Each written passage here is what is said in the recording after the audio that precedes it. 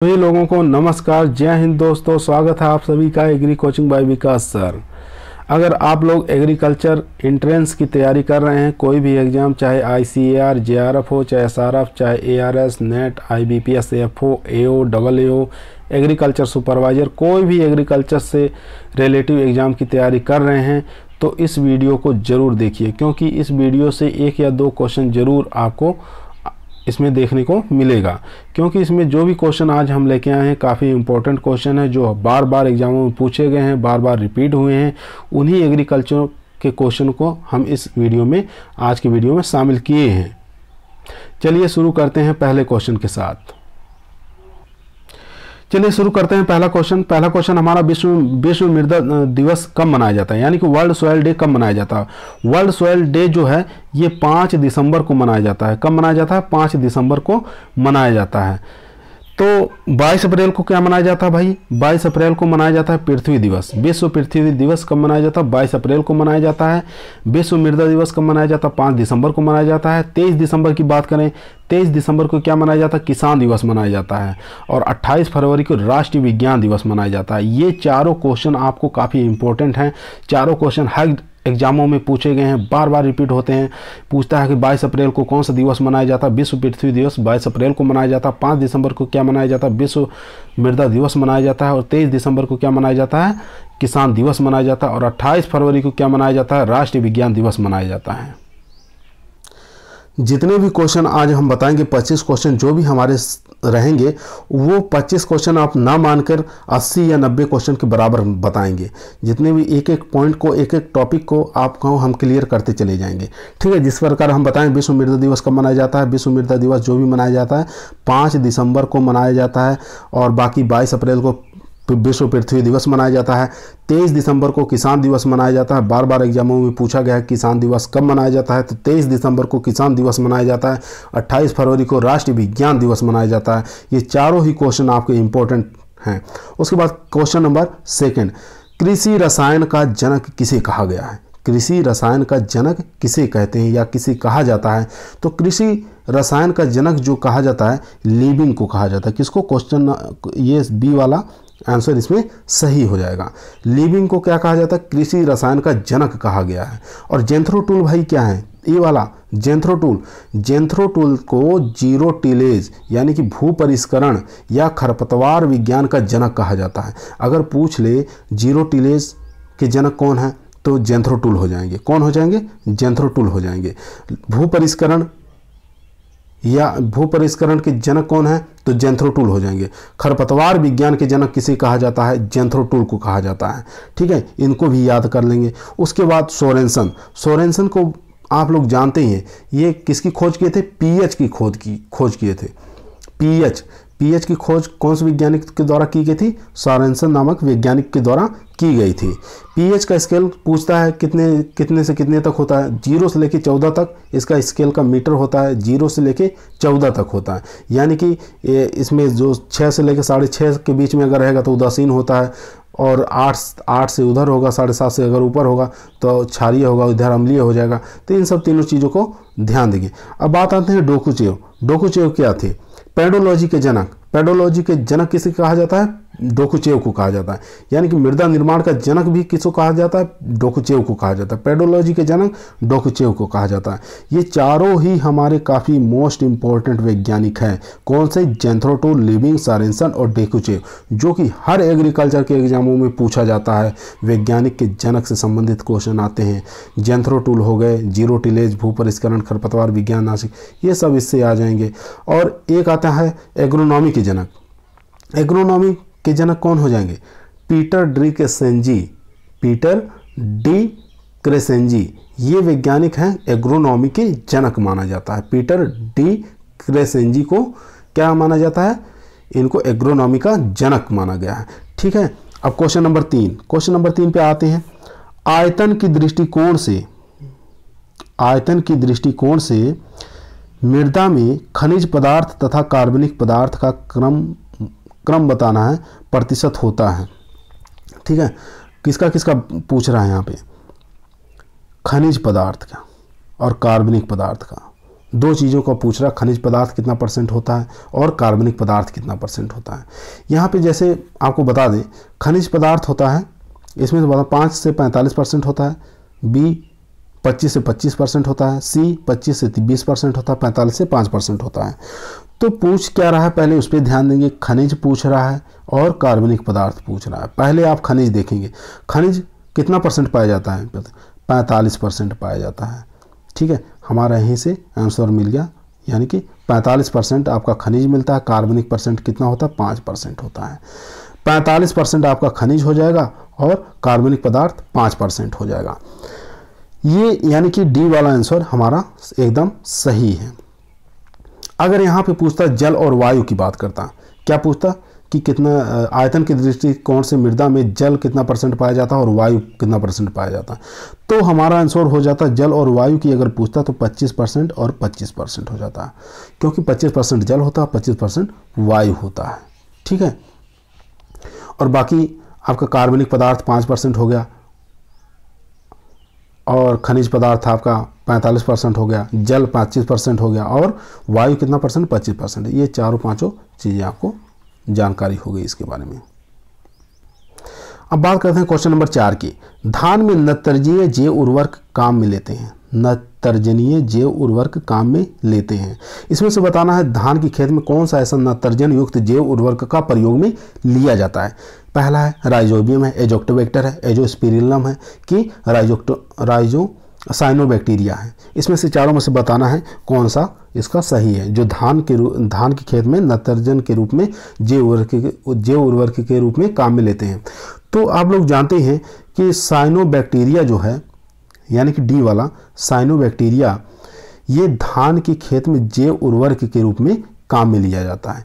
इसको बीजीए भी कहते हैं। अगर साइनोबैक्टीरिया नहीं रहता इसमें, तो आप यहाँ पे ऑप्शन में मिल जा सकता था बीजीए या नीलहरित शैवाल। ठीक है, ये भी दोनों जो हैं ये भी जैव उर्वरक के रूप में ही काम करते हैं। नत्रजन युक्त जैव उर्वरक हैं कौन कौन से, बीजीए है, नीलहरित शैवाल और साइनोबैक्टीरिया। ये तीनों आप याद रखेंगे, धान के खेत के लिए काफ़ी उपयोगी होते हैं। अब बात करते हैं राइजोबियम की। राइजोबियम किसके लिए भाई उपयोगी है? देखिए राइजोबियम यहाँ पे लिखा है, राइजोबियम किस क्रॉप के लिए उपयोगी है? दलहनी फसल जितनी भी होती हैं उसके लिए नत्रजन स्थिरीकरण करने के लिए राइजोबियम जीवाणु का प्रयोग किया जाता है। ठीक है, इसको याद रखेंगे। और एजोक्टोबैक्टर और एजोस्पाइरिलम, कौन सा? एजोक्टोबैक्टर और एजोस्पाइरिलम, ये दोनों जो हैं किसके खेती? दलहनी फसलें जितनी भी होती हैं, चाहे गेहूं है, ज्वार है, ठीक है, बाजरा है, मगर जितनी भी दलहनी फसलें होती हैं उनके लिए एजोक्टोबैक्टर का प्रयोग किया जाता है। दलहनी फसलों के लिए राइजोबियम हो गया और साइनोबैक्टीरिया किसके हो गया? धान के लिए हो गया। इतनी चीज़ें आपको क्लियर हो गई होंगी। चलिए आगे क्वेश्चन नंबर 5। क्वेश्चन नंबर 5 क्या कहता है? प्रधानमंत्री फसल बीमा योजना, कौन सी?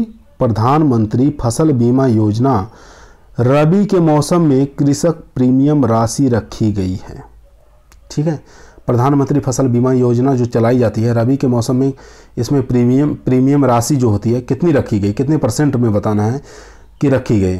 ठीक है, और ये भी पूछ रहा है रबी के सीजन की। ठीक है, हर एग्जामों में नए करंट अफेयर में भी ये क्वेश्चन पूछा जाता है कि जो प्रधानमंत्री फसल बीमा योजना है इसमें कृषक प्रीमियम राशि जो है कितनी रखी गई है रबी के लिए, खरीफ के लिए, उद्यान की फसलों के लिए, तीनों के लिए काफ़ी इंपॉर्टेंट हो जाती है। ठीक है, तीनों के लिए अलग अलग है। पहले हम रबी की बात करें।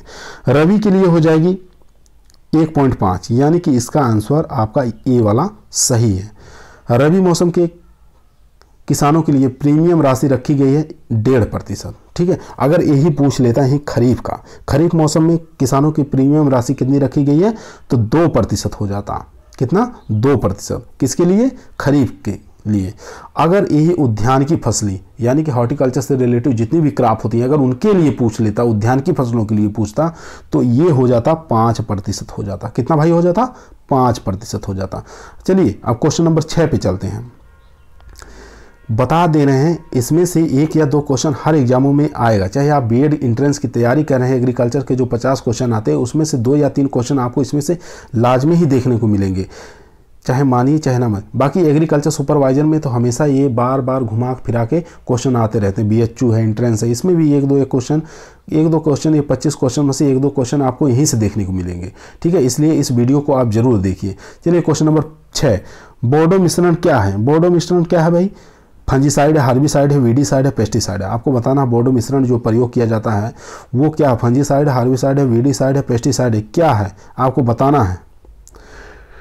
ठीक है, और इसमें से बताना है बोर्डो मिश्रण क्या है, तो ये फंजीसाइड हो जाएगा। क्या हो जाएगा इसका आंसर? फंजीसाइड, यानी कि ये इसका आंसर ए वाला एकदम सही हो जाएगा।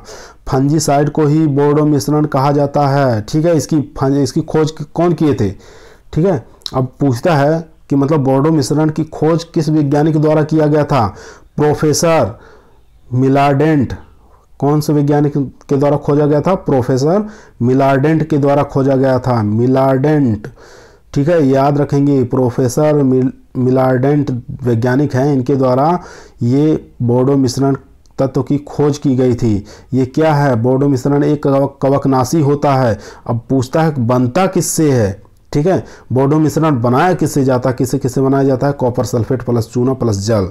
ठीक है, इन तीनों से बनता है। बोर्डो मिश्रण किससे बनता है?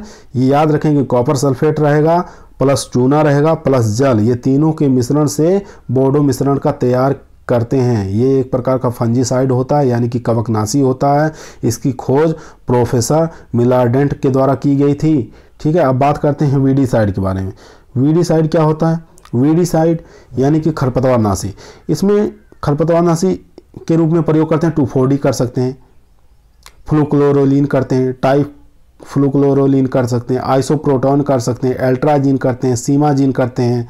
ठीक है, सल्फा सल्फ्यूरॉन करते हैं। ये जितने भी हम आपको बता रहे हैं ये वीडीसाइड में प्रयोग करते हैं। 2,4-D आप जानते हैं, 2,4-D ये फर्स्ट वीडीसाइड है।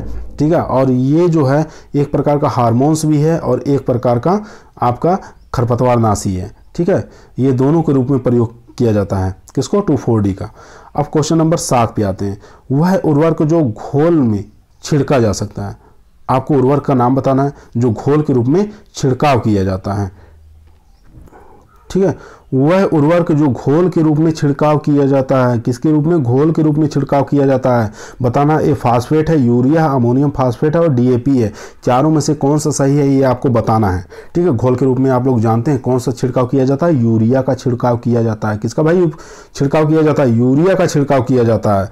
यूरिया में नाइट्रोजन की मात्रा अगर पूछ ले कितना % होती है, तो 46% आपके यूरिया में नाइट्रोजन पाई जाती है। और ये किस प्रकृति का उर्वरक है? किस प्रकृति का उर्वरक माना जाता है? तो ये अम्लीय प्रकृति का उर्वरक माना जाता है। ये भी याद रखेंगे, किस प्रकृति का उर्वरक है? ये अम्लीय प्रवृत्ति का उर्वरक माना जाता है। इसका सूत्र को याद करेंगे, NH2CO NH2, ये इसका सूत्र होता है यूरिया का। और इसको यूरिया को प्रथम कार्बनिक उर्वरक भी कहते हैं। क्या कहते हैं? यूरिया को प्रथम कार्बनिक उर्वरक कहा जाता है।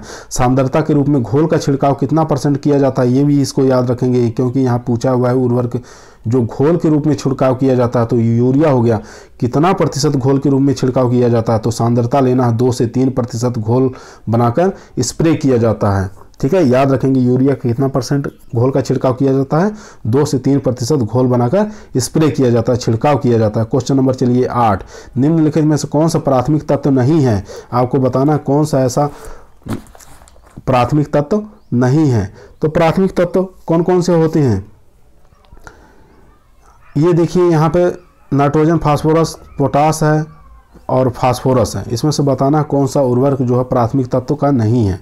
तो प्राथमिक तत्व का कैल्शियम नहीं होगा। कौन सा? कैल्शियम, क्योंकि ये सेकेंडरी है। कैल्शियम, मैग्नीशियम और सल्फर, ये 3 चीज़ ऐसे होते हैं जो सेकेंडरी में आएंगे। कौन कौन से भैया? कैल्शियम, मैग्नीशियम, सल्फर, ये सेकेंडरी में आ जाएंगे। और प्राथमिक में NPK, ये प्राथमिक हो जाएंगे।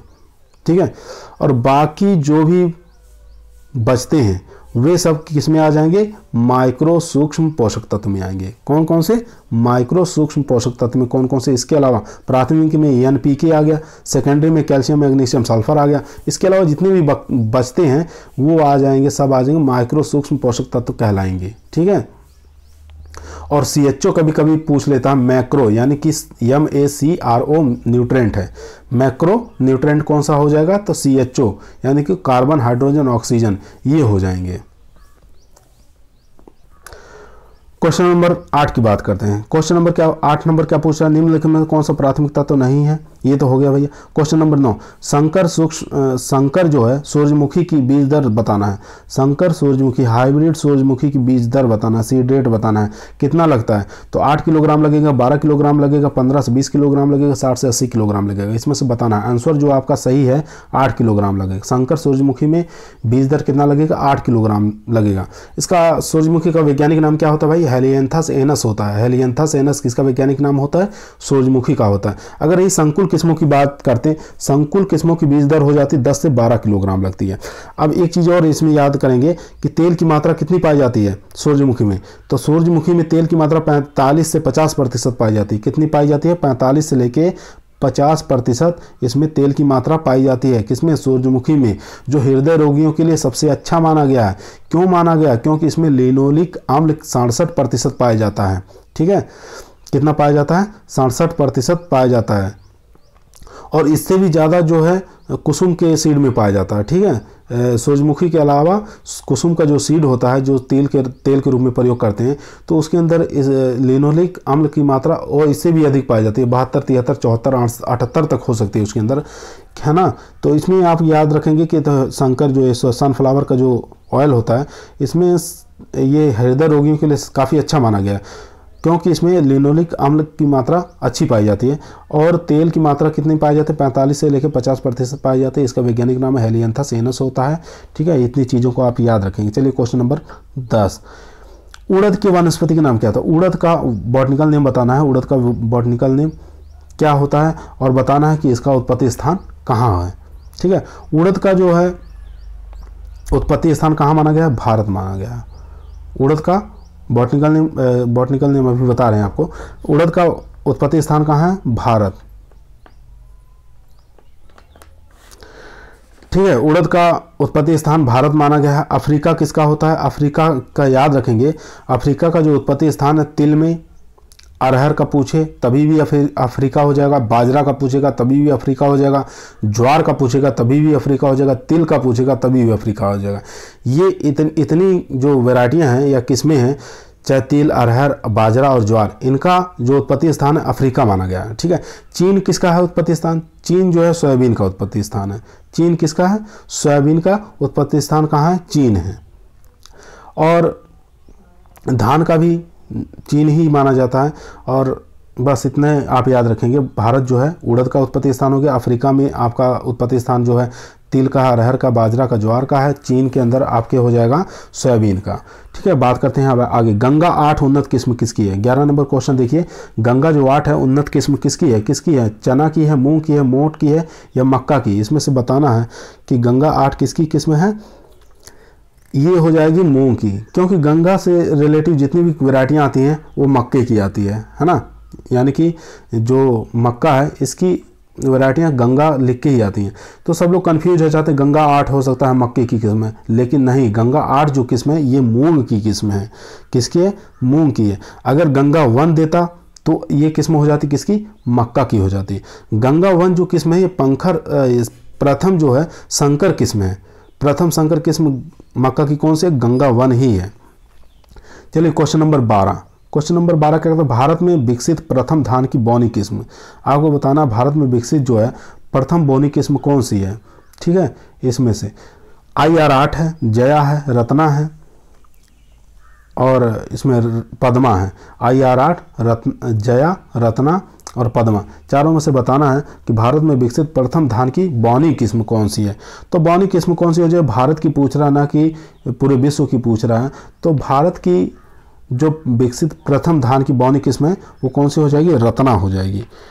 अगर विश्व की पूछता तो विश्व की कौन सी हो जाती, IR8 हो जाती। कौन सी किस्म हो जाती भैया, IR8 हो जाती। ये पूरे विश्व की जो है बौनी किस्म है। और IR8 जो है विश्व की प्रथम संकर किस्म भी है। ठीक है, अब बात करते हैं विश्व की प्रथम बासमती चावल की संकर किस्म PRH10। कौन सी विश्व की प्रथम बासमती चावल की संकर किस्म PRH10। और भारत की प्रथम बासमती चावल संकर किस्म तो हो जाएगी ये हाइब्रिड 10, ठीक है, पूसा राइस हाइब्रिड 10 इसको कहते हैं, ये भारत की है। और जया, जो कि यहाँ पे देखिए जया लिखा हुआ है, जया को जादुई धान के नाम से भी जाना जाता है। किस नाम से? जादुई धान के नाम से भी जाना जाता है।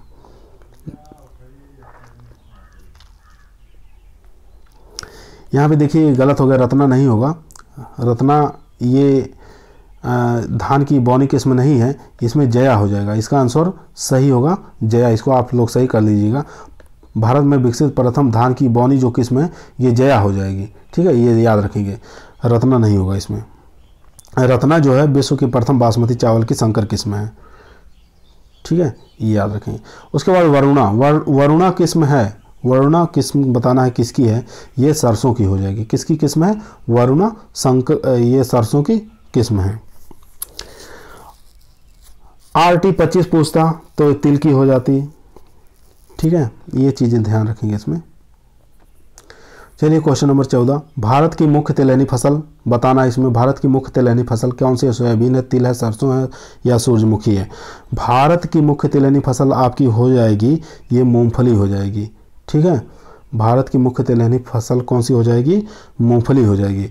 इसमें मूंगफली नहीं दिया हुआ है, ठीक है, इसके जगह आप मूंगफली कर लीजिएगा, मूंगफली, मूंगफली, ठीक है, ये हो जाएगी भारत की मुख्य तिलहनी फसल। सरसों की बात करें तो सरसों राजस्थान की प्रमुख तिलहनी फसल है। राजस्थान की जो है ये हो जाएगी प्रमुख तिलहनी फसल कौन सी हो जाएगी? सरसों।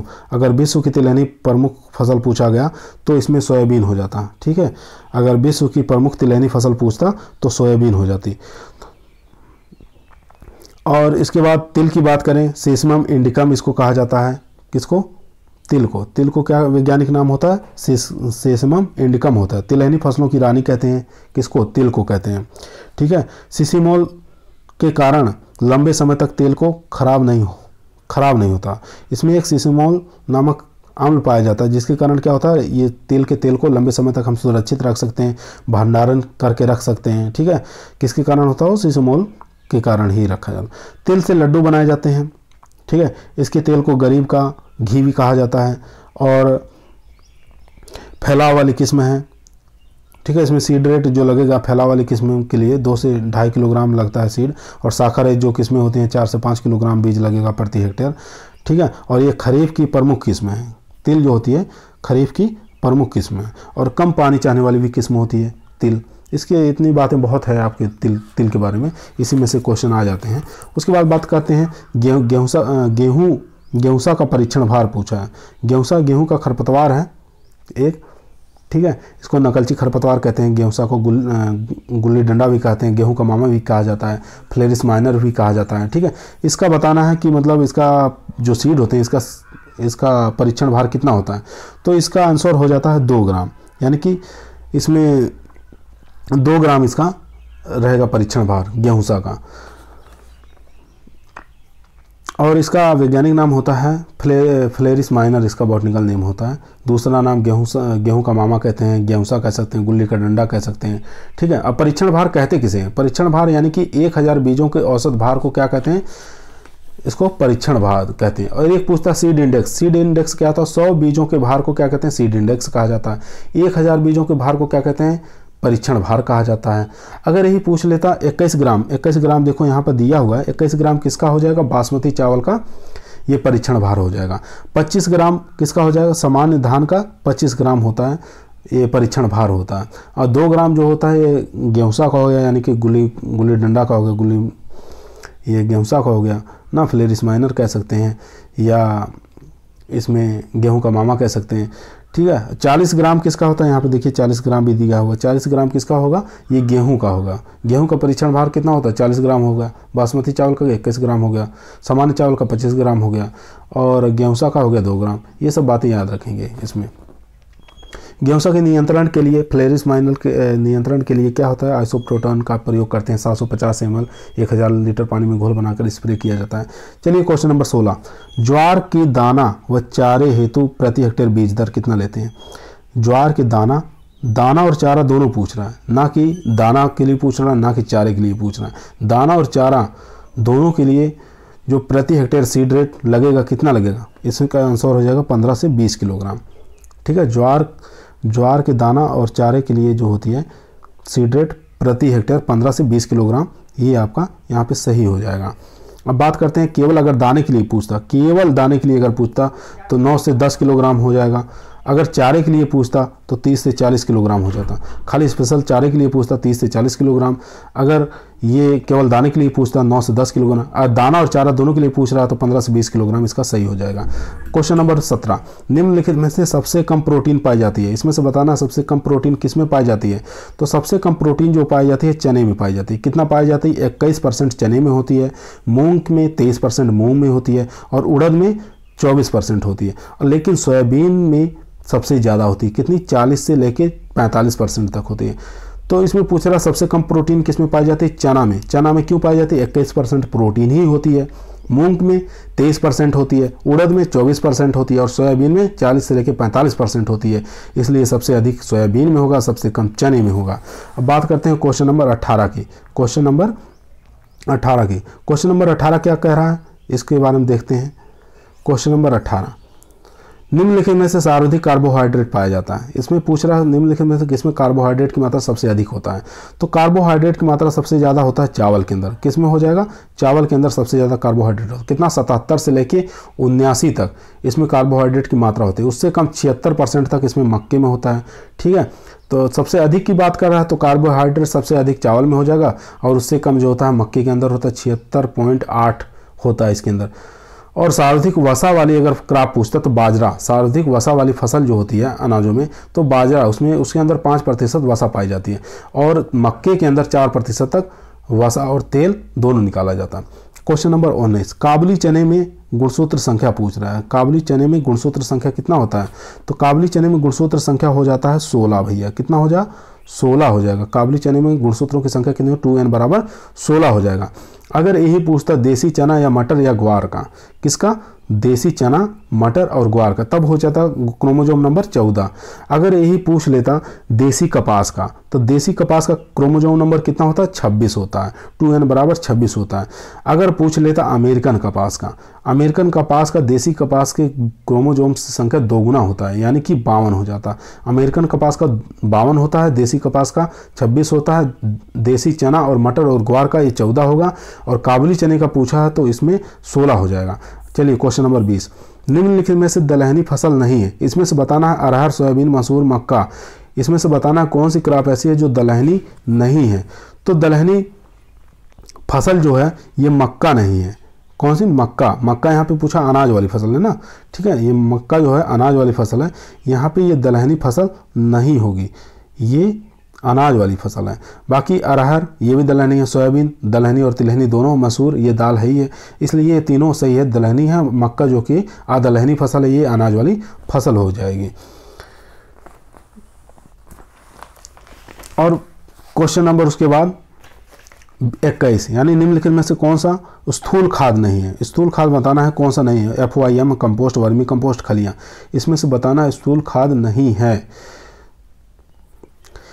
इसमें से जो आंसर हो जाएगा ये खलियाँ यानी कि ये सांद्रित खाद हैं। बाकी FYM, कंपोस्ट और वर्मी कंपोस्ट ये तीनों स्थूल खाद हैं। ठीक है, स्थूल खाद नहीं पूछा है, ये यहाँ याद रखेंगे, नहीं पूछ रहा है तो नहीं, खलियाँ हो जाएगा क्योंकि इसे ये सांद्रित खाद है।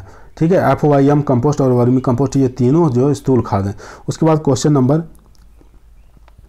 22, कौन सा उर्वरक भारत में निर्मित नहीं किया जाता है।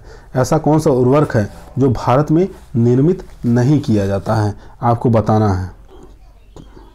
ठीक है, इसमें से बताना है कौन सा उर्वरक भारत में निर्मित नहीं किया जाता है। तो इसका आंसर हो जाएगा ए वाला, यानी MOP। ये इसको कहते हैं muriate of potash. Muriate of potash ये भारत में निर्माण नहीं किया जाता, ये विदेशों में निर्माण किया जाता है, वहाँ से इसको आयात किया जाता है। ठीक है, कौन सा उर्वरक है जो भारत आयात करता है तो वो हो जाएगा MOP। कौन सा उर्वरक जो भारत में निर्मित नहीं होता तो MOP यानी कि म्यूरेट ऑफ पोटाश, ये दक्षिणी अफ्रीका से भारत इसको आयात करता है, वहाँ से खरीदता है। ठीक है, इसको याद रखेंगे। अब क्वेश्चन नंबर 23, क्वेश्चन नंबर कितना 23 क्या है क्वेश्चन नंबर, FYM में, ठीक है, पोटास की मात्रा बताना है। FYM में पोटास की मात्रा कितनी होती है इसको आपको बताना है, यानी कि 0.25%, 0.50%, 2%, 1%, ठीक है। पोटास की मात्रा इसमें इसका आंसर हो जाएगा यानी कि बी वाला सही, ठीक है। FYM में पोटास की मात्रा कितना होता है 0.50% होता है। और नाइट्रोजन की बात करें FYM में तो इतना ही 0.50% नाइट्रोजन भी पाया जाता है, लेकिन फास्फोरस की अगर बात करता तो फास्फोरस कितना पाया जाता है 0.25% फास्फोरस पाया जाता है FYM में। नाइट्रोजन की बात करता है तो 0.50% नाइट्रोजन भी पाया जाता है, उतना ही पोटास भी पाया जाता है। पोटास और नाइट्रोजन की मात्रा सेम रहती है FYM में, लेकिन फास्फोरस की मात्रा 0.25% हो जाती है, इतना याद रखेंगे। क्वेश्चन नंबर उसके बाद 24, निम्नलिखित में कौन सा स्थूल खाद नहीं है। स्थूल खाद बताना है कौन सा नहीं है इसमें से, ठीक है। इसमें से बताना है कौन सा स्थूल खाद है नहीं है। तो इसका खलियां अभी बताए हैं कि खलियां जो है सांद्रित खाद है, ठीक है। किस प्रकार की सांद्रित खाद है। और FYM कंपोस्ट और वर्मी कंपोस्ट ये तीनों पर जो खादें हैं ये स्थूल खाद हैं। कौन कौन सी, ये तीनों जितनी खादें हैं ये तीनों ये स्थूल खाद हो जाएंगी। ये जो खलियां हैं ये सांद्रित खाद है। उसके बाद MOP में पोटास की मात्रा पूछ रहा है। MOP में या म्यूरेट ऑफ पोटास में, पोटास म्यूरेट ऑफ पोटास में पोटास की मात्रा पूछ रहा है कितने प्रतिशत होती है म्यूरेट ऑफ पोटास में। तो इसमें हो जाएगा, इसका आंसर हो जाएगा 16 यानी कि 60% हो जाएगा। कितना हो जाएगा 60% हो जाएगा। अगर अमोनियम नाइट्रेट में पूछता तो अमोनियम नाइट्रेट में 33% होता है। अगर यही पूछता अमोनियम सल्फेट में पूछता तो अमोनियम सल्फेट में 24.5% हो जाता है। उसके बाद क्वेश्चन नंबर 26, MOP को निम्न कौन सी फसल को नहीं दिया जाता। इसमें से बताना म्यूरेट ऑफ पोटास कौन सी फसल को नहीं दिया जाता है। तंबाकू को, आलू को, शकरकंदी को, सभी को। इसमें से किसको मतलब म्यूरेट ऑफ पोटास नहीं दिया जाता है ये आपको बताना है। तो म्यूरेट ऑफ पोटास जो है ये यानी कि सभी को नहीं दिया जाता है, ठीक है। इसका आंसर क्या हो जाएगा, इसका आंसर हो जाएगा सभी, यानी कि म्यूरेट ऑफ पोटास ये तीनों क्रॉप को नहीं दिया जाता है। तंबाकू को नहीं दिया जाता, आलू को नहीं दिया जाता, शकरकंद को नहीं दिया जाता। तीनों क्रॉप को आप याद रखेंगे म्यूरेट ऑफ पोटास नहीं दिया जाता, नहीं दिया जाता, नहीं दिया जाता है, ठीक है। आज का अगर ये 25-26 क्वेश्चन जो भी थे आपको अगर अच्छे लगे हों तो आप हमारे चैनल को लाइक सब्सक्राइब और शेयर ज़रूर करिए, क्योंकि इसी प्रकार के वीडियो हम हमेशा लाते रहेंगे।